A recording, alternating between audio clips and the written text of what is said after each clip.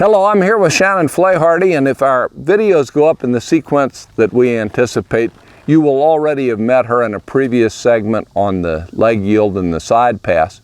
She's here with her 5-year-old mare, Ducky, that she started herself and has pretty advanced at this point. We're just at a stage where we're starting to teach her to turn around a bit. And so that's going to be our segment today, is beginning the turnaround. This goes out to my lifelong friend, Sue McCoy. Best wishes to you folks. Thanks for your years of hospitality at Willowbrook Farm when you hosted many clinics and always took care of me at the clinics and the horse shows. And hope everything's well, and I hope that this request is helpful to you. So what we're going to do is we're first going to talk a little bit about what I think goes into having a horse ready to turn around. Because then when you do turn around, it's much, much easier. Always remember that those 3 basics go into everything. See how this filly went off kind of pokey? I want to wake her up. Because why would you ask her to turn around when she was kind of asleep at the switch? Now, we've been sitting and talking and so on. I'm not upset with her, but I just want her to know that if I close my legs on her, she needs to go away forward like that. Then we want to have a horse that will give to the bridle, of course, so that when I take a hold of her to turn her, she's not going to be braced against me. She's not going to be bowed out. And you also want your horse responsive off your legs to where you can move them where you want. I'll do this in a different maneuver. Move them sideways if you choose, and have some responsiveness. Because if you don't have those basics there, then probably you should work on them and then come back to teach your horse to do the more advanced maneuver. What's interesting is this filly has not had a huge amount of turnaround training, but she's showing some aptitude, but she's also been ready to start. Now, another thing, and I'll give a shout out to my friend Jeff Flaharty, who's actually sitting over here. You want to have your horse to where you can bend them in and have them follow their nose, or use some outside rein and move their shoulder over in a counterbent position. Took me a long time to accept and find the best way that counterbend works for me, because it can be counterproductive. What I find is keep your hand on the same side of the neck. Don't cross over, or else you're going to get your horse kinked and kind of falling over themselves. Here's what you don't want. You don't want that, because all you're doing is teaching your horse in advance how to drop their shoulder.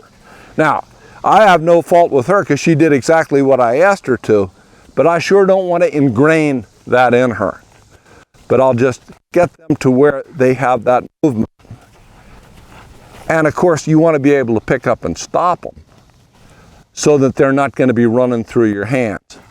With those things in place, I'll begin to teach them to do the turnaround, but there's another sort of odd little piece that I like to build in, and that is I like to have them to where they're very relaxed like this. They're relaxed, they're dropping their head, they know nothing bad's going to happen, but I can steer them down, and gain some steps with the shoulder. Steer them down, steer them down. See, I'm at her mercy here. If she doesn't want to turn around, if she wants to be stupid, if she wants to flip her head up, if she wants to get troubled, she can do it. And that's why it's so instructive to me to do this. I notice that these clinicians like big terms. Well, let's call this directional commitment. She's committed to the direction she's going. She's not bulging out. I put some right leg into her. She gives, she gives.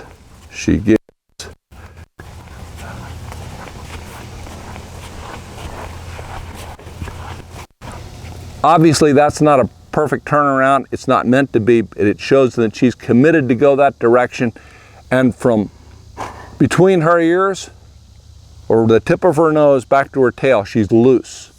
All the parts of the chain are oiled. So you're not going to have a stiff spot. So what I'll do from there is I will begin to ask the horse to walk down and accelerate their shoulder and do just that.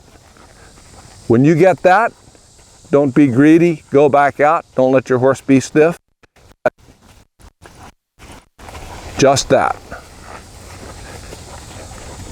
And I'm probably using more inside than outside rein, but that depends on whether your horse is a little stiff, as she is this way, or a little loose. You don't want them with their shoulder out. And on their soft side, they will tend to bulge that shoulder out. Now, as I get into a more advanced turnaround, what I'll do is I will bring the outside rein around, bind them a little,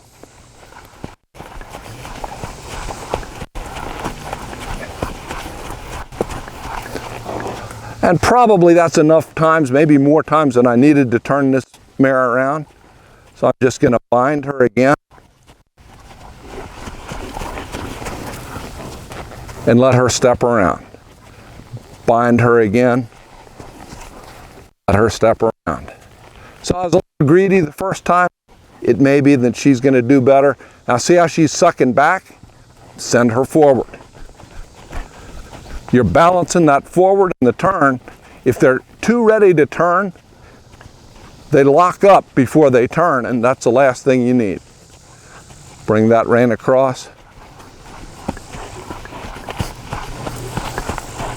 Now, her tendency is to have her head down a little, and I'm going to gradually pick that up.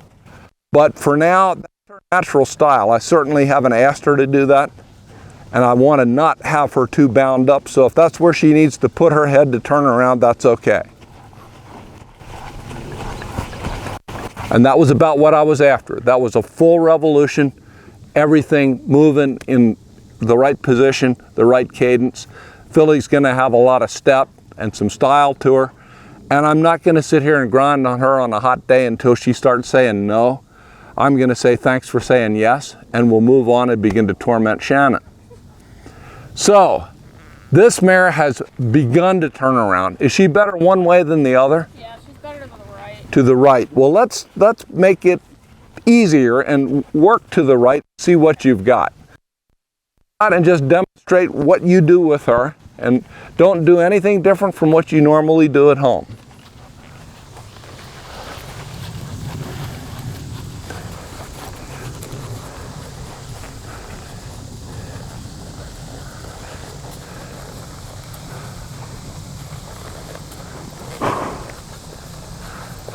So there you've got the start of the process there. Now, one thing that I would notice is she's a little sluggish. Yeah. She's gone out there, now she's been standing for a while.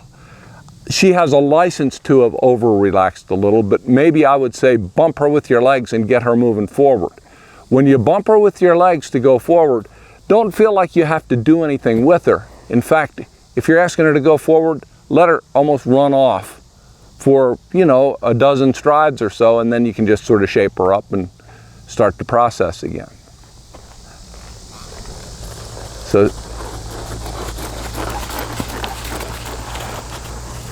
So that's waking her up, but I would be, let's suppose she's sleeping and the alarm's going off and nothing's happening. You need to shake her just a little. Give her a good bump and let her sort of jump through out of her skin a little. There you go. Because that alertness is going to help you when you turn her.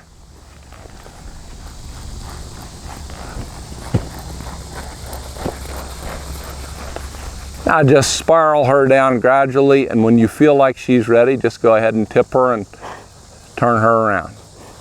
Just a stride or two.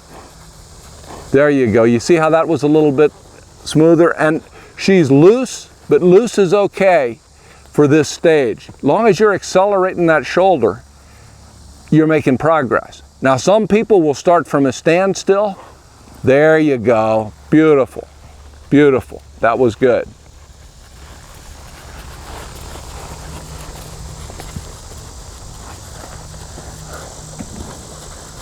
There you go. That's very nice. Very nice. So that's your start. Yeah. It's worthwhile not to get greedy with it and say, yeah, let's do a whole lot more than that. Now, what I'm curious is, what happens if you dangle your reins down and say to her, just relax and come down, kind of like I was doing with this filly, just stretch down across your top line and just relax and walk down.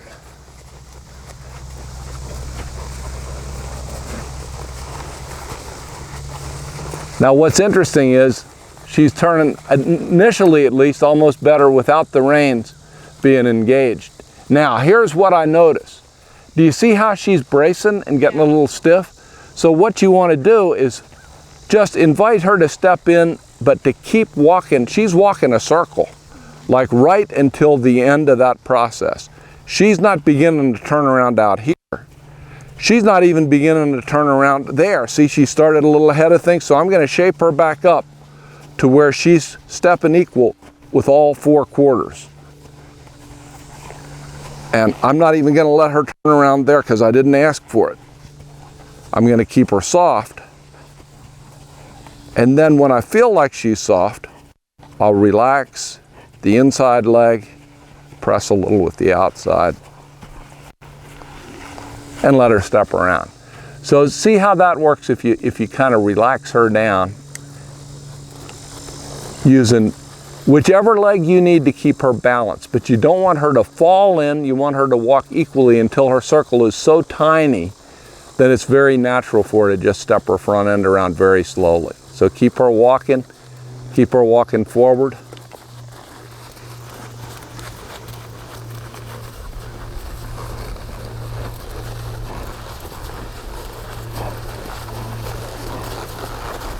Yeah. Now, would you be offended if I asked to climb on her for a little bit? Not at all. Well, let me take a little break and we'll swap saddles around. So, I just got on this filly, probably been on her about 3 minutes. I keep calling these 2 young horses fillies because I've known them since they were babies. This big, stout, half thoroughbred mare that I'm on, I haven't ridden her for a while. Haven't turned her around at all for a while. I had her here when Shannon and her family went to the World Equestrian Games and rode her for a couple of weeks. And that was, what, 2 years ago, 2018? Yeah.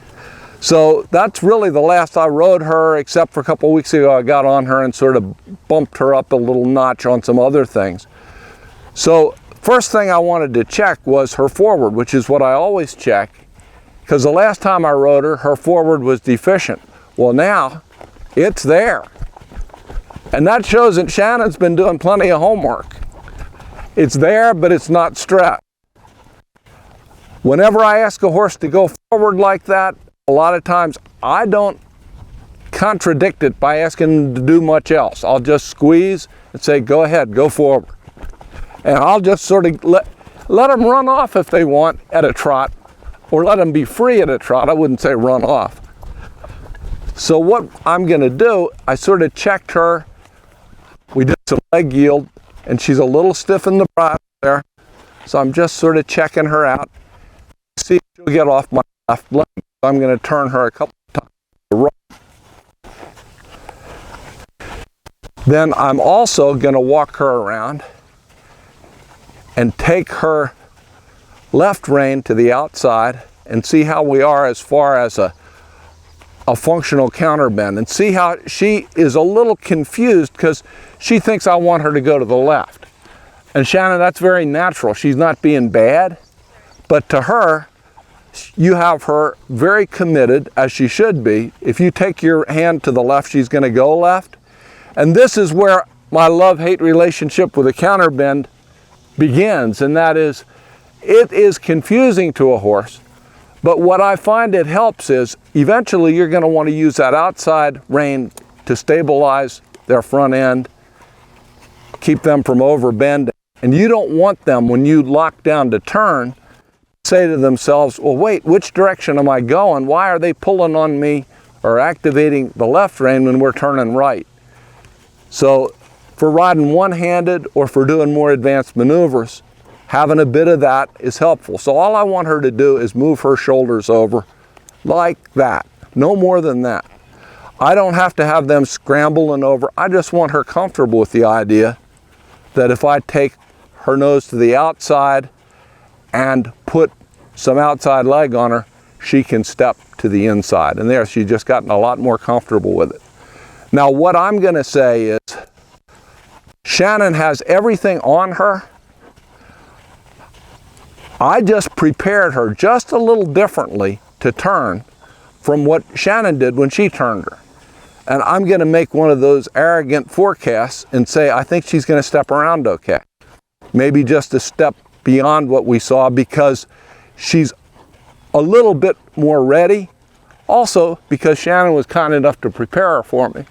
So, want her moving forward, and I want her stepping equally with all 4 legs. I've got her tipped ever so slightly to the right. I'm going to bring this left rein around and go, okay.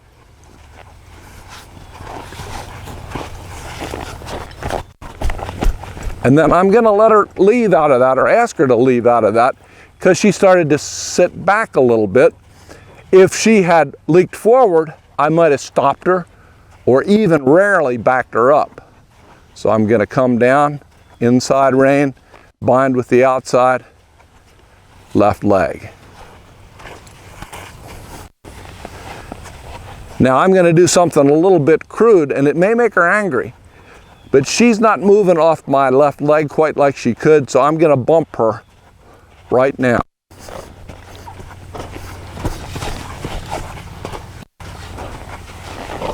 And you can see that she's got a little bit of the temper, and she needs to get over that.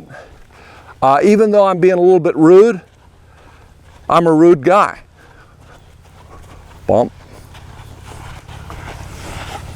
Thank you. Appreciate it. That was all I could ever ask for. I want to get her to where when I bump her, her legs go forward, or her ears go forward, not backward.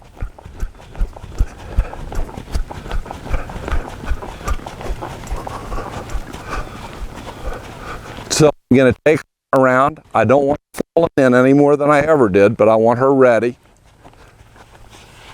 She's a little fallen in, so I'm going to keep her walking forward, because I want to pick the time and the position where she turns. Then I bring that outside rein around.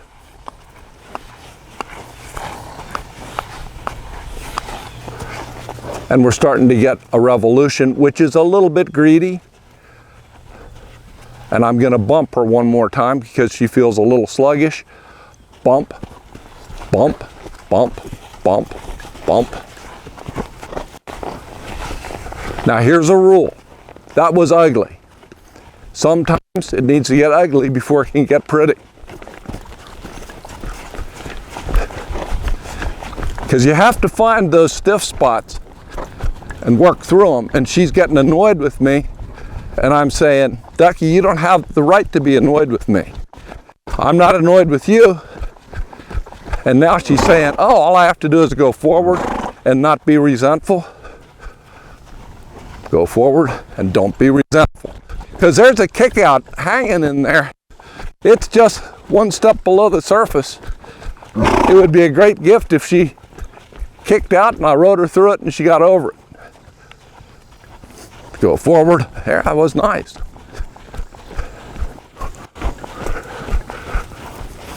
So forward is the key.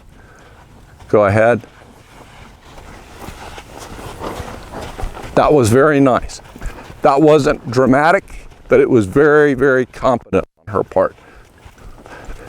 So I'm not going to trot her down, but I'm going to let her trot a little bit coming down. See how she wants to turn? She's craving the turn. That's all good, but don't let her pick the time and place and position. That's your job. So now I just bind her a little with the outside rein.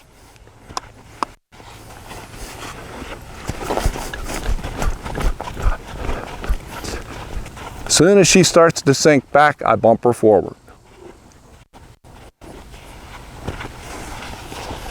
Perfect.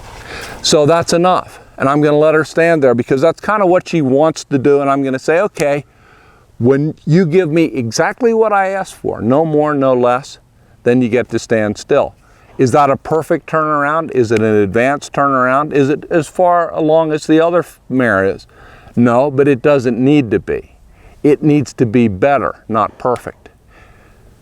Seeking perfection is what keeps you from getting better. You have to go through better before you get to good. You can spend the rest of your life in good if you're lucky and never get to perfect. If you do, enjoy it because it only lasts for a millisecond. So that's where we are with this filly. I'm going to take a little break, let Shannon get back on her, because I think she may have a slightly different feel. And what that'll give Shannon the opportunity to do is to feel that herself. Once that soaks in through your butt cheeks, it's up in your head. You know, your eyes may deceive you, your mind may forget, but your butt always knows. So we horse people all think through our backsides. And I'm going to give Shannon the opportunity to get on her, maybe feel her feel just a little different and get that feel through her body and her seat where she wants this mare to be. So let's take a little break and we'll do that. So we've given Shannon her nice mare back. Shannon has forgiven me for bumping her and being mean to her. And now we're just going to go ahead and let Shannon turn her to the right, kind of like she was turn her like you expect her to turn, like she's a broke horse, like your old mare Daisy. Just take a hold and bump, bump. There you go. Enough, enough. So you got a little greedy there, but it started out really nice. Did you feel how she's stepping into it? So just let her step 2 steps, but make sure they're good ones. Bump, good, out. There you go. She moved out a lot better. Yep, I was being a little bit greedy because I can kind of get away with it. Okay. But maybe you need to be a little bit more conservative there. So just tip her nose to the inside, bring that outside rein across, bump, bump. There you go. And now I want you to just stop and sit on her. Okay. There you go. See how she came right around for you? Now, let that soak in through your butt cheeks. Okay. Remember how that feels, because that's the start of having her step around without any brace to her and with plenty of forward and with her body parts lined up. So, to Sue McCoy and everybody else who might be interested in starting a horse on the turnaround, this is what we have to offer. Hope it's useful to you. Till next time, thanks.